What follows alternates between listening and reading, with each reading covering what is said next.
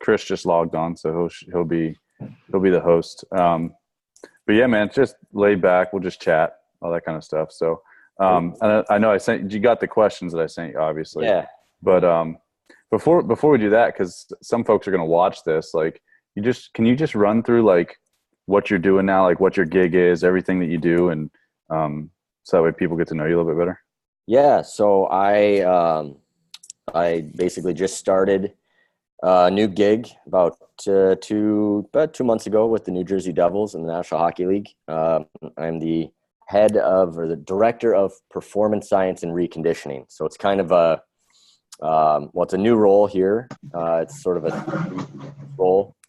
Formerly, I was the head performance coach and sports scientist for the UMass Lowell Riverhawks, which is a college hockey team just outside Boston. I've been there for about 8 years and was a strength coach at Stanford before that. But the role here in New Jersey is kind of a mix of strength coach, sports scientist, and oversee sort of return to play reconditioning situations with any injured guys. So that's what the gig is now. And like I said, I've been here for about 2 months. So just starting to get my feet under me and get a hang of things. But it's been a lot of fun. Like I said, it's a new role here as well. So it's a little bit of, we've had some restructuring in the organization and a little bit different sort of, direction for the performance and medical staff as far as kind of everybody kind of coming together under one roof and under high performance director is the common terminology. So everybody's kind of learning where they fit and how we all interact. And it's been a lot of fun up to this point.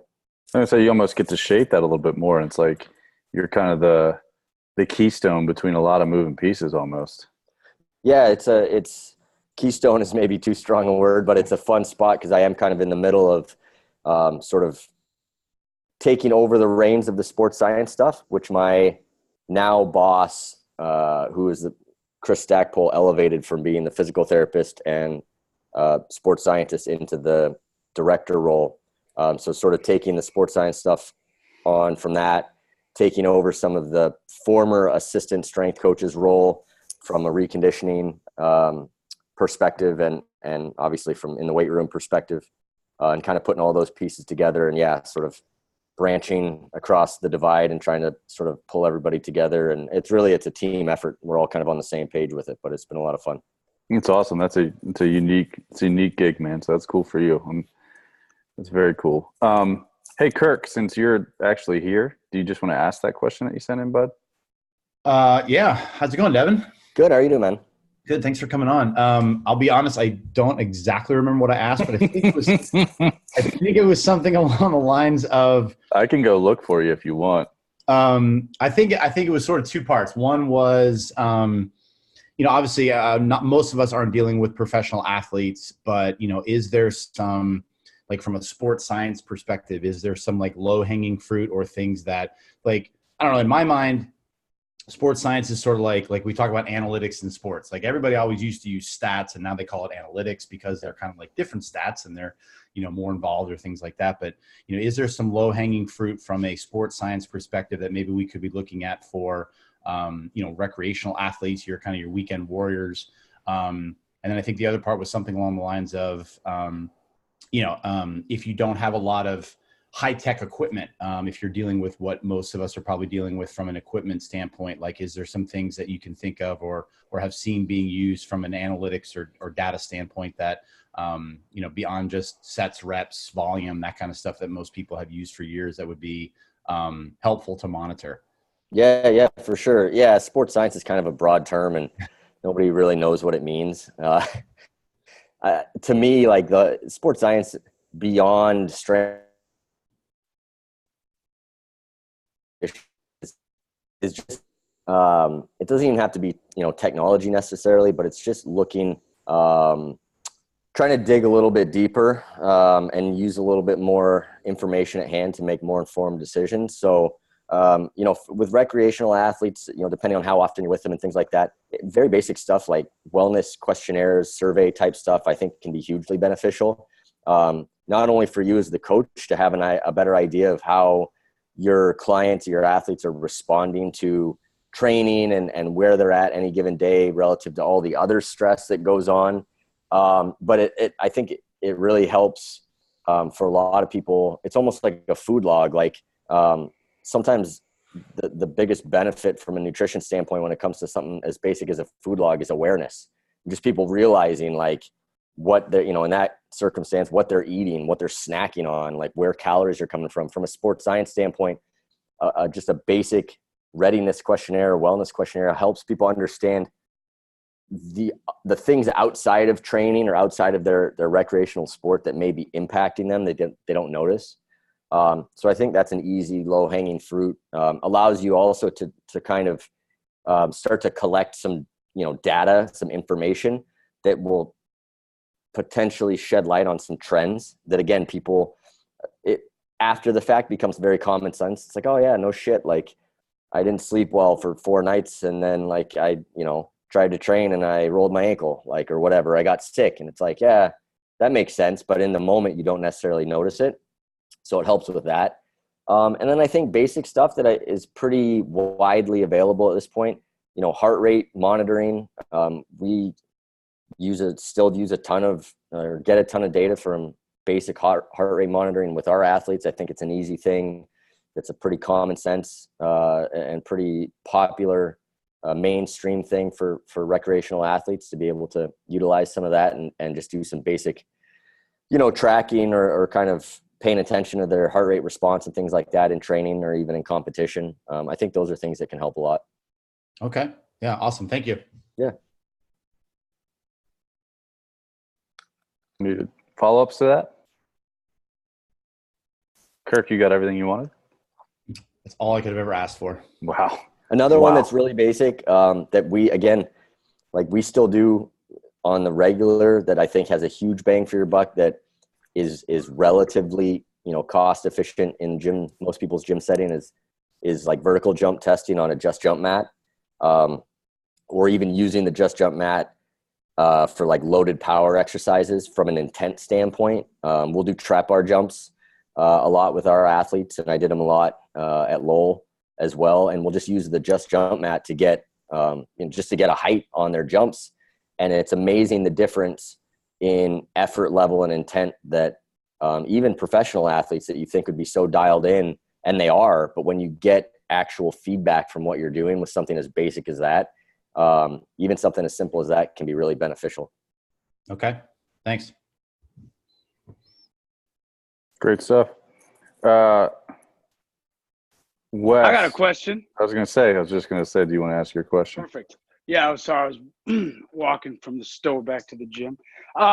So I don't know how much off-season time you get with your guys, Devan, but what would you say are some of what does the training look like, or what, obviously like they're doing a lot of skating and whatnot in season, but what major variables would you say you change in season versus out of season? If that makes sense. Yeah. I mean, in season training, the NHL is really, really, it's super low volume. It's super minimum. Like, what is the absolute least thing we can do? We train post game a lot of times. We try to get 2 training sessions in a week. We try to sprinkle in some sort of training in warm up every day if we can get guys, and some of that stuff is voluntary. But really, like in season, we might get one, very low volume training session post game a week that, 2 to 3 sets of 3 of a safety squat bar RFE, 2 sets of 5 chin-ups, and maybe like a landmine press, right? Like that's our strength work. And then we have kind of a power day where we'll do some of our assessment work and our jump stuff. But again, it's like 2 to 3 sets of trap bar jump. And that's where we'll use like our force plates and stuff like that, but very, very minimal. It's very much a micro dosing approach. We just try to touch on stuff as often as we possibly can. The off season is much more traditional, and we don't have our guys, basically in the off season. A few guys will stick around, a few guys will come in and out of town, but for the most part, in pro sports, like our athletes will be out of here. So we'll send them home with a program and things like that, but usually they'll go and train with their guy or do whatever.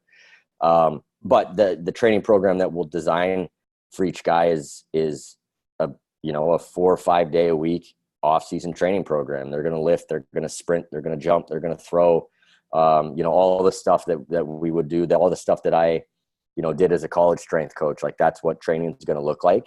So I don't think there's any kind of, in fact, we keep things really vanilla in the off season because we don't know where they're going. And some guys are going to train in a home gym, and some guys, other guys will have a high performance center they'll go to and whatever. So we have to keep things pretty simple. But our off season training, that's what it's going to look like. It's going to be higher volume, obviously, to some degree. They're not obviously going to skate as much in the off season, especially the first part of the off season. So very basic stuff. We try to get strength back. We try to develop power output. We're kind of going back and forth right now. And my thought process has changed over the last few years as far as how strong is strong enough and when to focus more on sort of the speed velocity end of the, force velocity curve, and probably spending more time in that area now than kind of maximal or absolute strength. But those qualities are still necessary too. Thank you very much. And you kind of answered my second part question is like, I train regular ass people. So my next question was just going to be like, what else do you take into consideration when dealing with, stick athletes, especially guys on ice at the elite level? But I think I heard you say some of it, like jumping, throwing, power output, velocity, all that jazz, right? Yeah. I mean, I think a big change in my sort of big paradigm shift for me over the last few years was the importance of, I've always included and always paid attention to sprinting and acceleration work, but like really utilizing 10, 20 meter sprinting as like a main training variable, not just something that we kind of test and assess.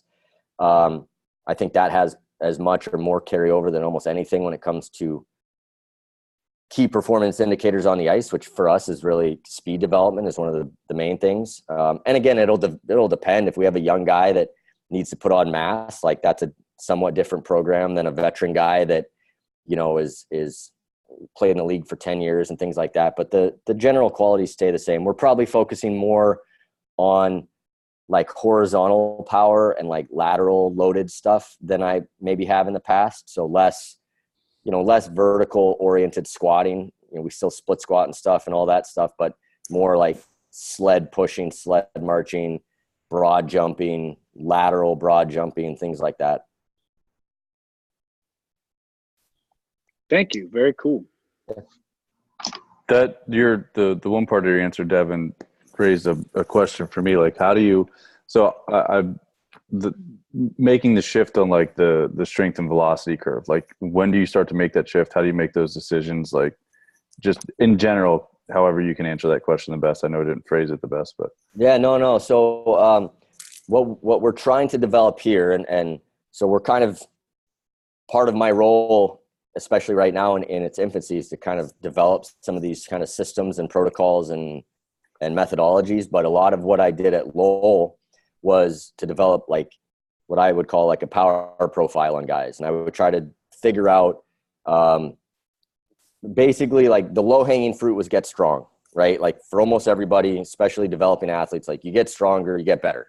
So no deviation there. But once guys started to get strong, then I tried to figure out, okay, what's sort of the limiting factor for you? And I did a lot of this originally just using like just jump mats to look at counter movement jumps, non-counter movement jumps, and like drop jumps, and tried to figure out, okay, if you're pretty strong and if you jump pretty high, if those basics are in place for us, then what's the next level? And so I would look and try to see, okay, are you more of like a force guy? Do you push really well, but your drop jump isn't very good, so you're not very elastic, you don't absorb load very well? Okay, we need to work more on the sort of the elastic reactive side of things. Or vice versa, if you're elastic but you don't push very well, a little more on the force side of things. Then got my hands on force plates and went a little bit deeper with that stuff and looked at, are you relatively strong concentrically but relatively weak eccentrically? Okay, we'll spend some more time doing eccentric work, or vice versa. And sort of the progression of all that and what we're doing now, to kind of simplify that, it's the same idea. We're trying to identify our players and say, okay, if you're strong enough, and it's somewhat arbitrary, but we kind of look at our strength work and our force output work with force plates and stuff. And most of our guys are kind of strong enough. Like, you're a professional hockey player, you're probably pretty strong at this point. If you're strong enough, then where's your deficiency? Like, do you create a lot of force when you jump, but you don't do it very fast? We're going to spend more time on the velocity end. Do you move pretty quickly, but you don't create a lot of force? We'll spend a little more time on that side of things. So that's kind of how we're looking at it right now. And it's very much a work in progress. But that's what we're trying to identify. And again, a lot of it's arbitrary, right? Like, what is strong enough? Like, I got to the point at Lowell where we really were aggressive loading rear foot elevated split squats with safety squat bar, that like originally I said, okay, like if a guy gets to, most college hockey players are in and around 200 pounds. So if they get to 2 times their body weight for a 1 RM in the RFE, if they're at 400, like, that's probably pretty strong. And then everybody fucking got to 400, like not a big deal. And I was like, shit. Okay, so what's the threshold now? And it got to the point where guys were routinely able to get, by the time they're end of their sophomore year, so 2 years of good training, between 450 and 550 at around 200 pounds. And it was like, all right, that's strong enough. Like, to me, if you can put 500 pounds on your back and you go up and down, regardless of the type of movement that is, like, that's pretty fucking strong for a college athlete. So when guys got to that level, I said, okay, we don't need to add load to this. You can push really hard, but what else can we do? Right. And so that's kind of the progression that we've gotten to. And we certainly don't, load guys to that extreme at this level. And I don't think we needed to at that level as well. I think we kind of pushed the envelope. But once you kind of find that metric, I think it's really looking at what's the next thing. Because as I've come to realize, at least in hockey, strong is very important, but how strong is strong enough is probably a lot lower of a load than I used to think it was. And power and speed are much more important, especially in today's game that is becoming faster and faster and faster. Speed and acceleration and things like that matter more. Cool. That makes total sense. It's interesting. Have you heard of Sparta Performance? Yep. Okay, so we use that with some of the folks that we work with. So nice. When you said that, I thought maybe that's what you were using, but I wasn't sure. No, I mean, I'm aware of Sparta. Like, I've known those guys for a long time. Actually, from when I was at Stanford out in California a long time ago. Oh, that makes sense. Yeah. I previously, I was using Hawken Dynamics force plates at Lowell, and then we have another system here. So, but it's the same kind of idea. Like, it's just using that information to figure out what do people do well, what don't they do very well, and then figuring out the other question I think is, do you attack the low-hanging fruit? Like, do you attack what they're not good at, or do you try to peak what they are good at? And I don't have a good answer for that either, but I think it probably depends on the individual and on the time frame. Like, when I was in college, I would look at our senior year. I figured you are what you are. Like, at Lowell, I had a great setup. Guys, we trained consistently all year round. I had guys in the summer. Like, it was almost an ideal scenario from a training perspective. We had a great training culture. By the time guys got to senior year, it was like, if you're still not strong enough, I'm not going to get you stronger in the next 6 months. Like, it's just, you are what you are. Like, so I would try to attack what you're really good at and figure this is the end of your college career. Let's make sure you're as good at the things you're good at as possible. But a freshman or sophomore, it's like, okay, if you're whatever your low hanging fruit is, I want to attack that. And so I kind of think the same thing at the pro level. Like, if you've got a guy that has played for 10 or 12 years, the goal overall for everybody is a little bit different. You're more conservative here, but certainly if you've got a guy that's been in the league for 12 years, my job is not to make him a better hockey player. It's to keep him moving and probably help him be good at what he's good at so he can continue to play as long as he can. But you've got a first year, 18, 19-year-old kid coming in, it's a lot more of a developmental perspective. Totally makes sense. Very cool. Thanks, man. Yeah. Devan, is there, just knowing how expensive Sparta is, because the group we use it with that Todd mentioned is a federal group and they're footing the bill. And we were like, oh, we should get this at the facility. And then they were like, oh, yeah, let's talk price. And we were like, holy hell. Yeah.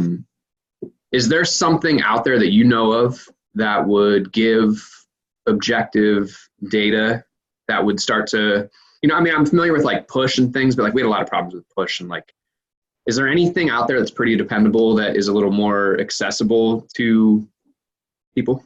Yeah, I mean, I honestly think like jump mats, like the Just Jump mat, is your biggest bang for your buck with that stuff. Like if you look at, they're $500 a piece, right? So at Lowell, we had 6 racks in our weight room, and I had one for each rack, and we would use them for 90% of our jump data. We had force plates that we would use to assess, and we would sprinkle that in, but like guys would jump on them constantly, and that feedback from using them and just trying to sort of compete with themselves, compete with their teammates, would drive, power output unbelievably. We would use them with, like I talked about earlier, with our we would do a lot of trap bar jumps, and we would use it basically for auto regulation, like you would with, velocity based training. We would use them to create those jump profiles. So just looking at counter movement and non-counter movement, the discrepancy between the two, even just very basically with that, can tell you a whole lot about how an athlete creates force or where their weak link is. So as big a fan as I am in the data and the analytics that we can get from something much more expensive like the force plates, from a practicality standpoint, from a day-to-day use, from still a breadth of information standpoint, like something as simple as the jump mat, to me, like I said, we still use them here, and I've got more or less an unlimited budget, and like we use jump mats every day now, and it's just like it's the best tool that we've got. We use our force plates to get into the nitty-gritty of stuff, but from a performance driver, I think to me, like that's the biggest bang for the buck. So with the just jumps, if I'm hearing you correctly, is it still true today? Like you use it as a cutoff point for if you see someone's power production dropping on those jumps? Yeah. We haven't done that yet because we're literally like slow rolling some of this stuff in. We're having guys literally like they'll do their trap bar jumps, and we have a whiteboard on the wall, and they'll go over afterwards. We've got them now dialed in enough that they'll scribble in their height for the day. And it's great because this is probably the 3rd or 4th week that we've gone through doing it. And now guys are going over, looking at what their number was last week, looking at other guys' number, and starting to compete a little bit.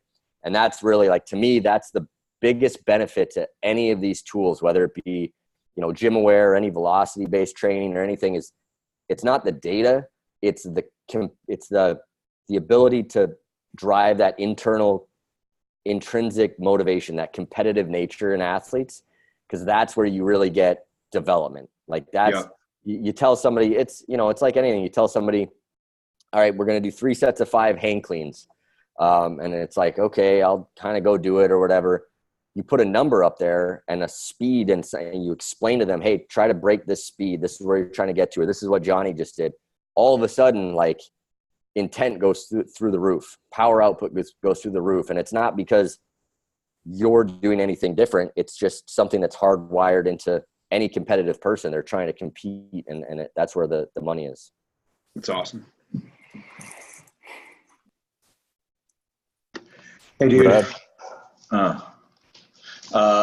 You noted about the discrepancy between counter movement and non-counter movement. Is that to like help you figure out velocity versus force? And then if so, like, was there like a percentage base or something that you're looking at to help you determine that?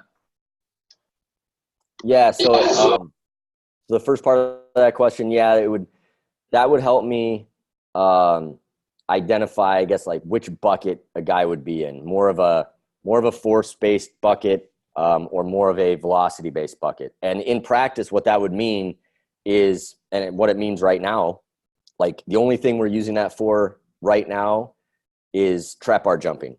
So the guys that we've now identified in the force group are literally just doing their 3 sets of 4 trap. Guys that are more on the velocity side, 3 sets of 4 with an empty bar. Like, it's that simple right now. And we'll progress it, and we'll kind of develop that as we go and tweak things. But that's kind of step one.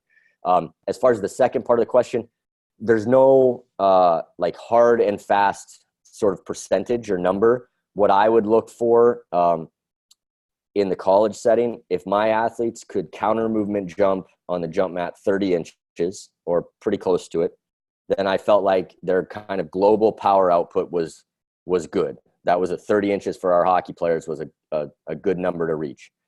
If they were below that, for the most part, like still get stronger. But if they were above that, then I would look at that non-counter movement relative to the counter movement, and also basically the RSI score on the drop jump.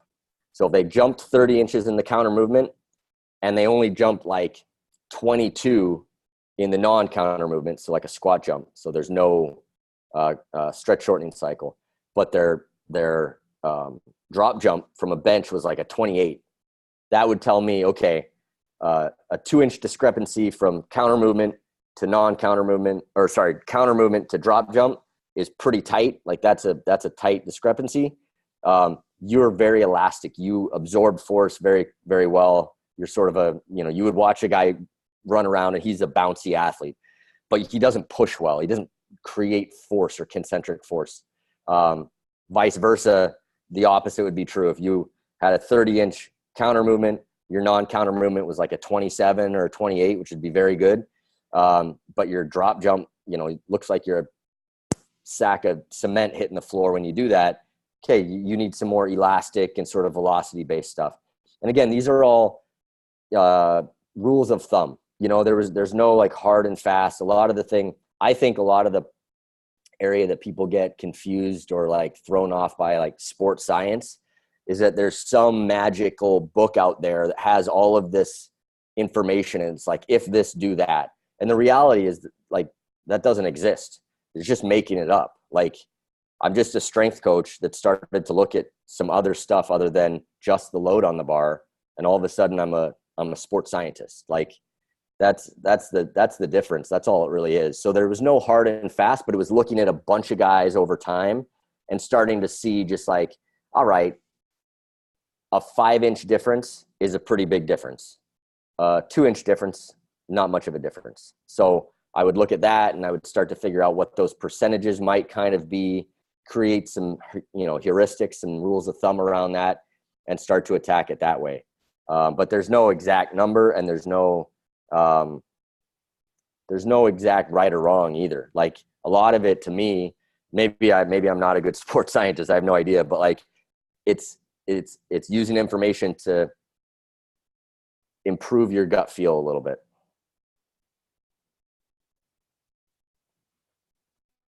That was an awesome answer. I don't know about for everyone else, but you broke up when you said about, I heard second group does just the bar unloaded. Can you repeat? Did it break up for everyone else? Yeah. Can you repeat that part?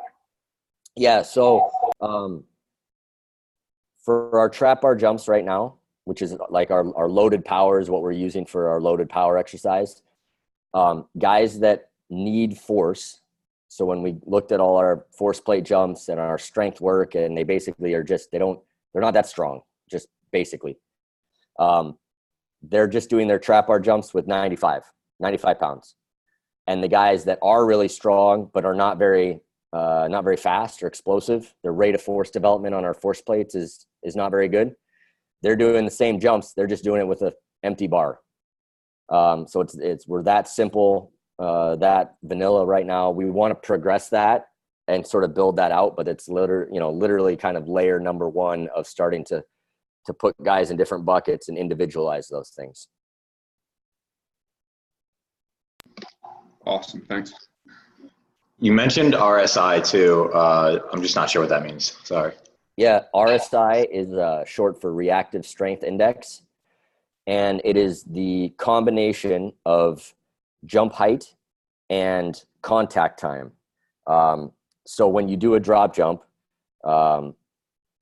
you step off the bench, you land on the mat, and you react back up. How long you're on the mat is the contact time. So you take your jump height divided by the contact time, and it just gives you a single metric. So what RSI allows you to do is identify the strategy that an athlete, well, it allows you to do a couple things. One, it helps you look at the strategy by which an athlete is jumping. So you could step off the bench, land, spend a long time really loading up, jump back up, and get 20 inches in the air.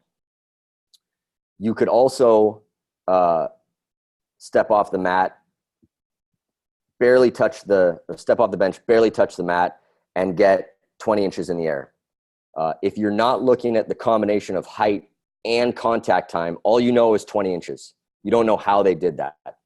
Now, the reason why that's important, or the reason why I started to look at that, was originally one of the first ways I was trying to monitor readiness was to look at vertical jump and just see, okay, if a guy walks in today and jumps 30 inches and he walks in today or tomorrow and he jumps 28, is he fatigued?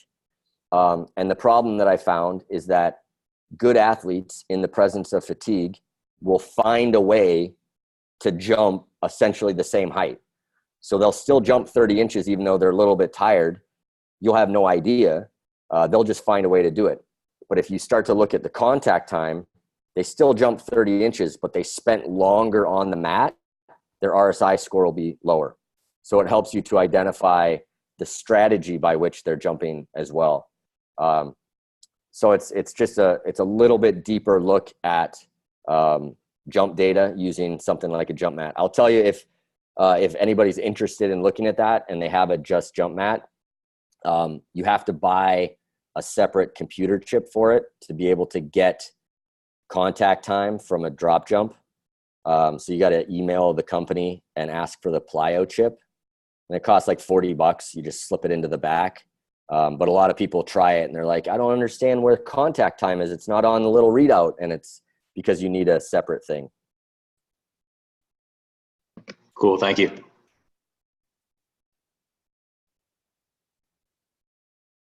Johannes, you had a question, bud. Yeah, I was just going to ask, Devan, how often during a certain training, or whatever training cycle you have your athletes working on, are you reassessing them? Is it, just how often are you, doing that during a training cycle? Yeah.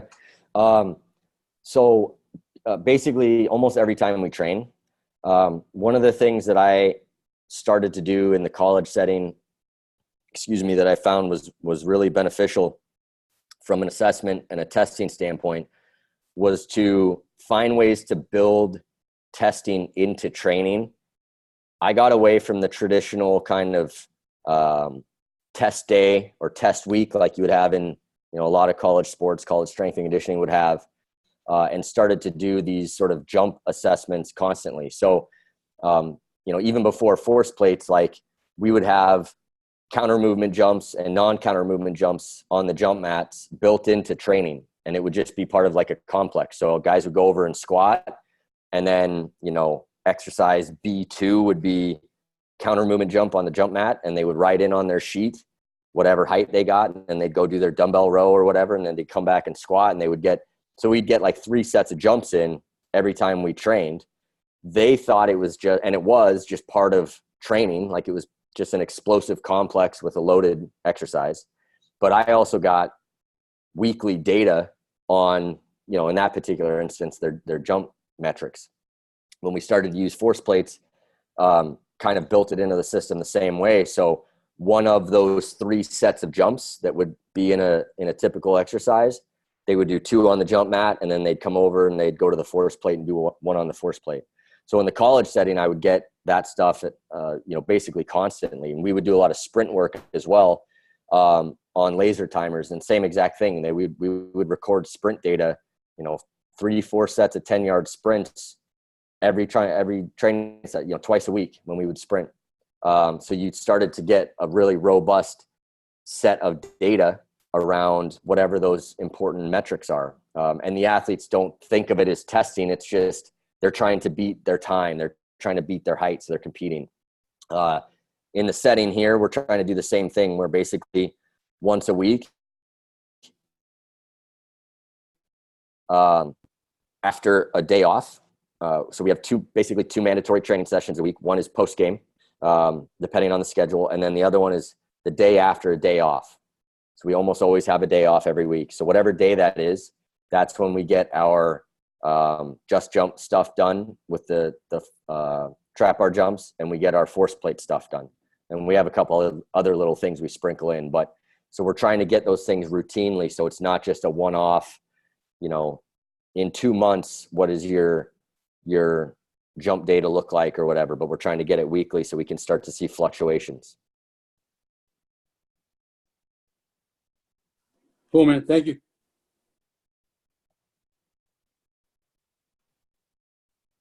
Anybody else have anything they want to ask right now? All right, I'll ask Garnett's question for her.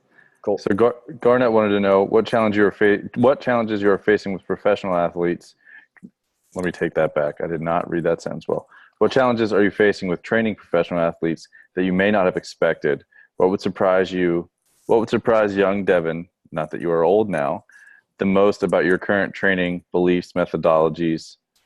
And that's the end of the question. I did not read any of that well, but Right. but I'm sure you got it.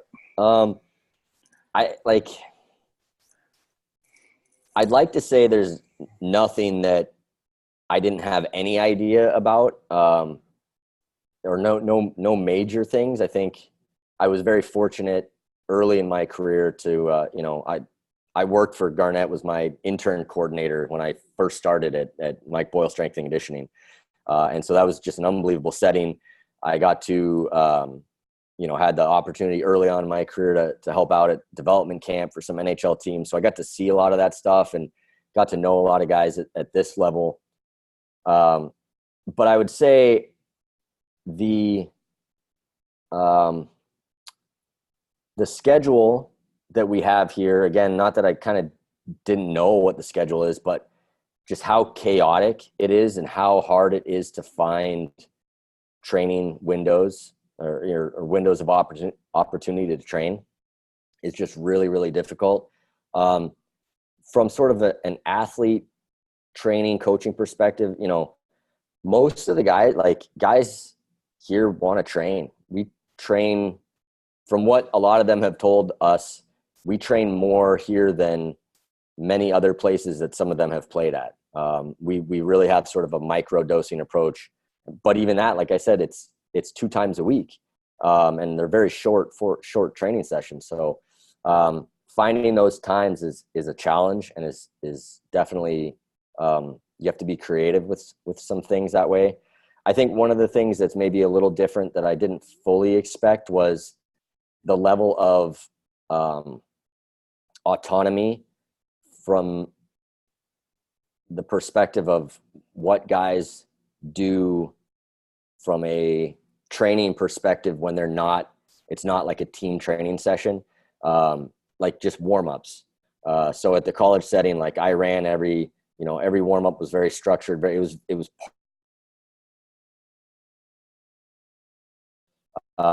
here we have warm-ups posted up. We take certain guys through some things, and we try to sprinkle in training and, med balls and plyos and stuff like that. But it's entirely up to the athletes whether or not they want to do it, whether or not they want to do their own thing, whether they want to do part of our thing, part of their own thing. We try to encourage guys as best we can, but at least currently, like the setting is very much, they get to, they have the right and autonomy to do whatever they want. So that piece is a little bit different as far as trying to teach and sell the importance of those things. Not necessarily the big stuff. The big stuff everybody understands is important and they do it.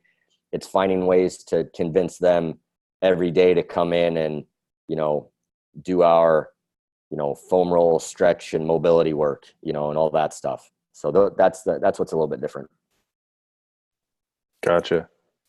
Did you, and I'm sorry if I missed it, you said about the difference between the 2 settings, but she also asked what surprised you about the way that you've changed, like the way that you've evolved? That's a much harder question to answer. I don't know. What surprised me about how I've evolved, I guess some of the stuff the last few years, that I've sort of shifted my thinking about what's important in training. Like, again, much more about sort of speed development and power development earlier and more often than, absolute strength and force development. Even little things like, I think a lot of what we learn coming up, what we learn in our, academic education, it's like, well, you can't train the same, muscle group or body part, you need 48 hours of rest or this and that, whatever. Like, so like we always trained like Monday, Wednesday in the college setting, for instance. And last year we started to train Monday, Tuesday, and we still did basically the same kind of split that we had always sort of done, but we did it for some other reasons from an on ice and a teaching standpoint. And like nobody exploded. Nobody blew up. Everybody continued to get better. Obviously we were intelligent about how we did it, but it just made me kind of realize that a lot of what we sort of take as gospel early on, or a lot of what is sort of theory is just that. It's theory, and we can be a little bit more flexible with some of that stuff than at least I had always kind of thought.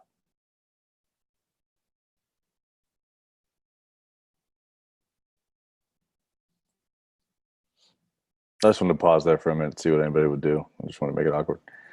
No, that's a good answer, man. I dig that. It's just like, obviously, listen, man, you've compiled way more than I ever have or likely ever will, and more experience with a lot of that stuff. But it's just, I think once you get training for a long time, you're like, oh fuck, that actually doesn't matter that much. We need to work, Yep. So I dig that. What else, fellas? We don't have any girls on this one. What else, fellas? What do we got for Devan? Devan, I have a question for you. You mentioned that the pro guys kind of do the thing on their own. You have it listed, they run through it, and the college setting was a little bit different. Those of us that don't train athletes, more like recreational athletes or the active adults, culture is super important in the gym while people are training. Have you noticed the difference in like the training culture? And is there any way that you're managing that culture in the pro level like you may have been doing at the collegiate level? Yeah. It's definitely different. Training is a bigger piece of the puzzle, or at least it was, where, the culture that we had developed at Lowell, it was a bigger piece of the puzzle than it is here, at least as it is right now. And I think a lot of that's just due to like the nature of the differences between professional hockey and college hockey. You're playing literally twice as many games, and it's just totally different, and it's people's livelihood. It's not, the goal is always to get better, but it's just different when people are, grown men versus college athletes, and they're, making millions of dollars, and the culture around that is different. But I do think culture is everything, I think that's the most important thing. Again, like I'm new here. I'm new in this setting. We have a head strength coach who's been here for 4 years and been with the coaching staff for 11 years. And so his culture and the culture he's developed, I think is fantastic. And again, just from, us talking to players that have played other places, they tell us that we train more, sort of more intensely than a lot of other places that guys have been, and that they like it. And so I think that there probably is some room to continue to push in that direction. We've really, we've kind of gone through a stretch here the last few weeks that we haven't played a lot of games, which is unusual. Usually you're playing, 3 games a week in the NHL. We've had a couple of weeks of like 1 game a week. And there's been a couple of training sessions that we've gotten in that both Joe and I were kind of on the fence. We're like, we did basically this session like 3 days ago. Like, do we do it again? Like, are we going to get pushback? Like, what are guys going to think? And we've had a couple times where guys come in and they're expecting to train.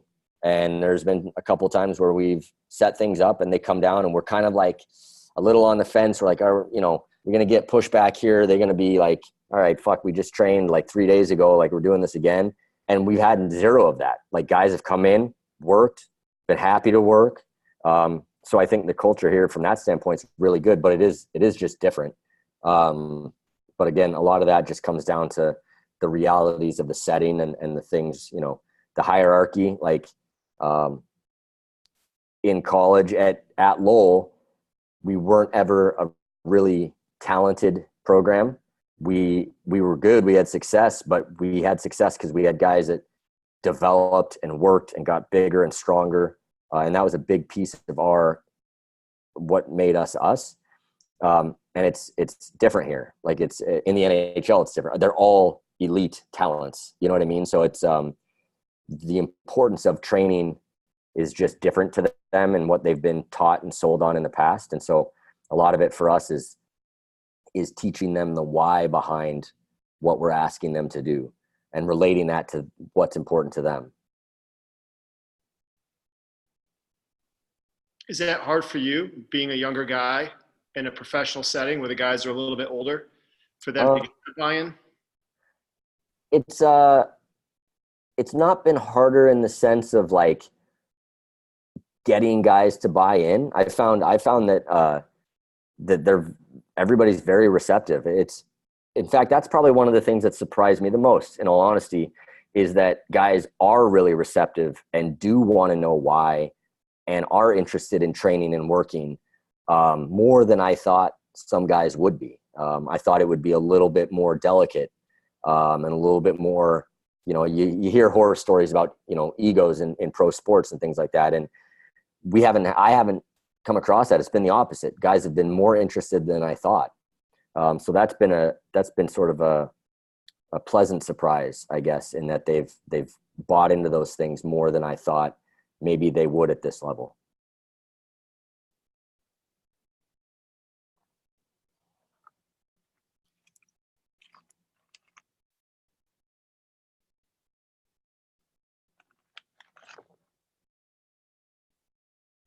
I got one more question. There it went. All right. You mentioned that at the pro level, you guys were playing about 3 games a week. So how are you managing overreaching and without the players avoiding burnout? They're playing that many games a week.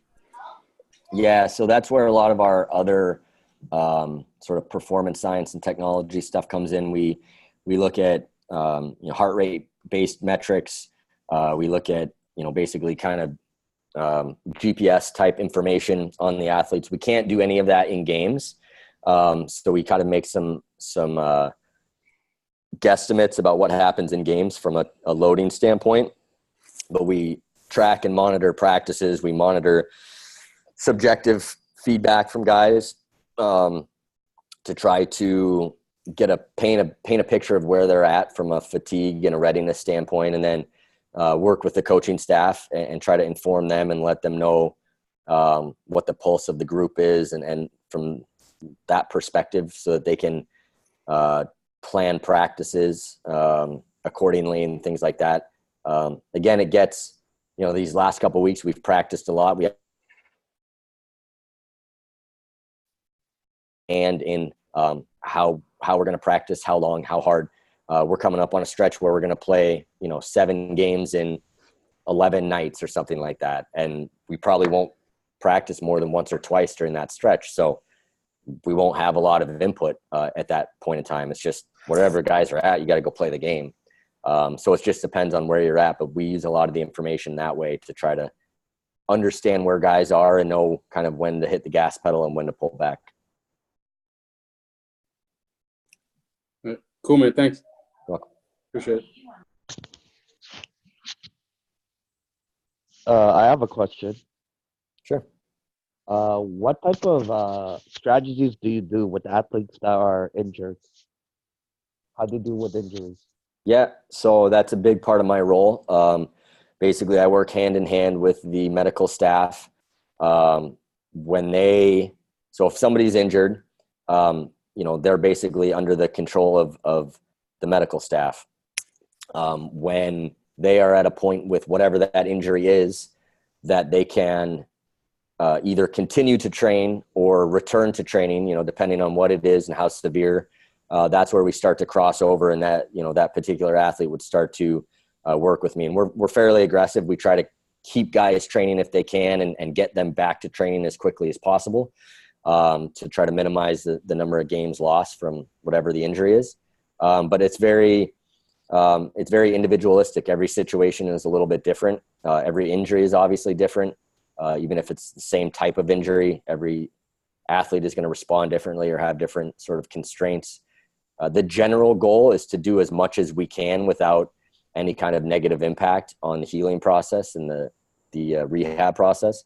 We want to keep fitness levels and strength and power as high as possible so that when we can transition them or start to get them back onto the ice, they lose as little as possible. But it's really sort of every situation is a unique one. It's always a one-on-one kind of scenario where we're trying to figure out, okay, what can you do? What can't you do?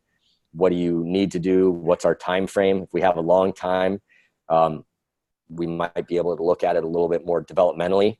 Whereas if it's just a short, it's going to be a week or a few days. It's really just about trying to maintain, conditioning levels so they can jump back on and be ready to play and not miss a step. So it just depends on the scenario. And how do you deal with their mindset of like them not training so intensely sometimes? Yeah, I mean, I think again, that's a great question. It's very individualistic. One of the things I've learned here, another sort of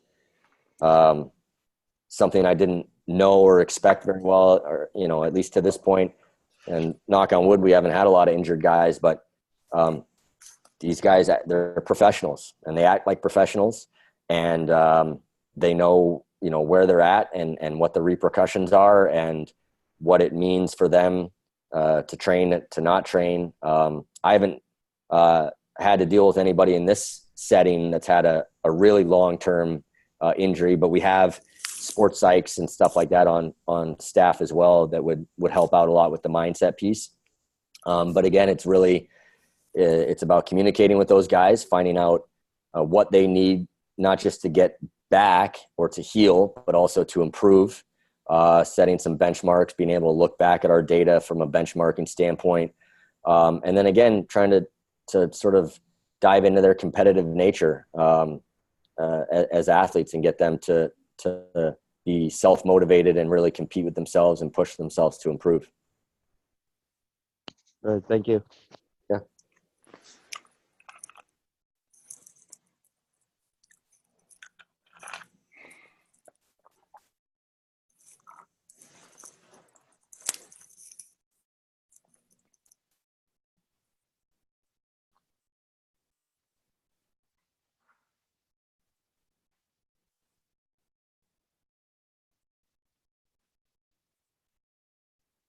I feel bad because you don't know the game. So I'm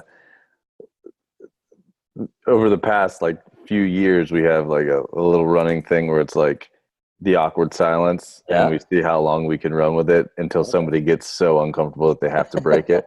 So I guess that was me this time, but it wasn't fair to you to not know what was going on. I'll run with it, man. I'll hang out. I got time. I'll sit and I figured you would. I'm just letting you know, like, that's what's going on. So I was just like, shit, he doesn't know. He just thinks we're just sitting here. So that's all right. Which we kind of were. That's cool, man. How far are you from Philly, Devan? That's a great question. I think like an hour and a half. Maybe we should hang out sometime. Just me. Yeah. Apps, come on up, man. You like to drink beer? Exactly. Let's do it. All right, I'm going to slide in your DMs. Nice. Love it. Big fan of pumpkin beer with a cinnamon rim. Yeah, yeah. You got to get it in before like Thanksgiving. We can wait till after. But yeah. Yeah, big fan of those. Huge fan. Nice. That's awesome. Yeah, I'm new to the area. I mean, like I said, I've been in the gig for this gig here for about 2 months now, and just recently moved out of a hotel into a home. So I'm just learning the area and all that. So just getting comfortable here. But I think we're about 90 minutes from Philly, so not too far. Where in New Jersey is it? So the team's out of Newark. The arena's out of Newark. Gotcha. I'm like a half hour south in a town called Fanwood, just a little town. Gotcha. I'm like 5-10 minutes from you, Devan. Really? I'm in Scotch Plains. Right next door. That's right. Awesome. We'll have to get together. I think you know Ben Shear. Yeah, he reached out the other day. Yeah, so I'm working out of his facility in Scotch Plains. Oh, cool. Well, we talked about getting together, so we'll have to do that. Absolutely. Sweet. There you go. All right, what else, guys? I got a couple minutes left before I gotta bounce for the game. So I didn't know that you were only there for 2 months. I missed the beginning. I don't know if you went over that, but like, what are your plans there, and like, what are you trying to grow that position into? Yeah. So, like I kind of touched on this, but it's a new role. It's a whole new structure, kind of organizationally for us in our performance department. So, we went from being a very traditional kind of siloed approach where we had,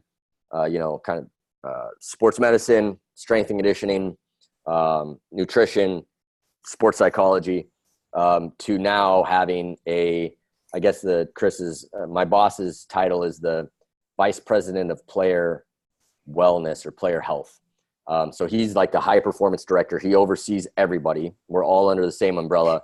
And that role is really to coordinate between everybody and pull everybody in. So we're all sort of rowing in the same direction, right? And we're all communicating. We all have the same mindset and the same goals and all of this stuff. My role is new within that. It's a combination of the sports science piece that he actually oversaw, and the sort of assistant strength and conditioning piece that a guy named Jamie Rodriguez, that was here for 4 years, just left to take a head job with the Rangers. He did. So they took both of those roles and put them together. So I oversee anything to do with sports science here, the implementation of it, where we're going to go, what direction we're going to take that. And then I oversee reconditioning of any injured athletes, and then just day-to-day assisting, with all the training that we're going to do. So my goal, I guess, is really to grow the sports science piece to become a really sort of robust cornerstone of what we do and why we do it, why we train the way we train, to be backed up by information. So we're not just doing work for work's sake, but we're training with a purpose and with an intent. And we're using whatever various information we can and we have at hand to try to make sure that we're doing the right thing at the right time.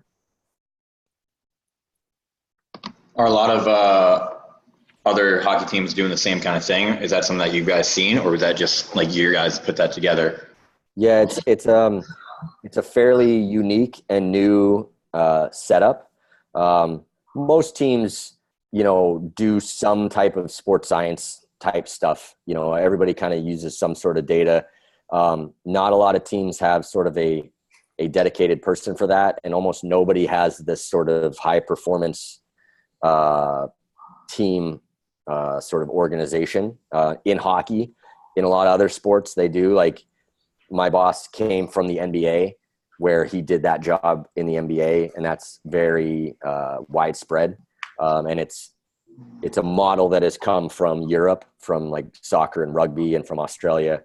And it's been kind of the prevalent model there for probably a decade, but it's just kind of coming over into the States, and hockey's probably the last sport to kind of go in that direction. Huh. Cool. Thanks. All right. Let's let Devan get ready for his game. Hey, appreciate you, man. Thanks for doing this. Absolutely, guys. I appreciate it. Yeah, this is fun. Good night, Devan. This was great, man. Cool. And I'm Who you guys got tonight, Devan? happy to talk shop. We got Tampa Bay, so it's gonna be a tough one tonight, but hopefully we come out on top. But everybody stay in touch and feel free to reach out, and happy to continue to talk shop with everyone. Thanks for having me on. Appreciate it, brother. Thanks so much, Devan. All right, Thanks, guys. Devin. Thanks, dude. Take care.